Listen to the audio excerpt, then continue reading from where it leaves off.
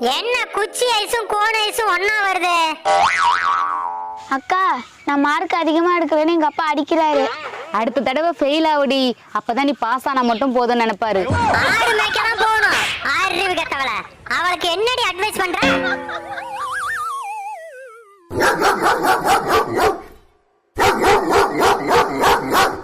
என்னக்கா போன்ல நாய் குலைக்குது? எங்க சித்தி போன் பண்ணதுடி. சொல்லு சித்தி. என்னடி உடம்பு சரியில்லைன்னு உங்க அம்மா சொன்னாங்க? ஆமா சித்தி, இப்ப பரவாயில்ல. சரி, மறுபடியும் உடம்பு சரியில்லைன்னா டாக்டரை பாரு. ஓகே சித்தி.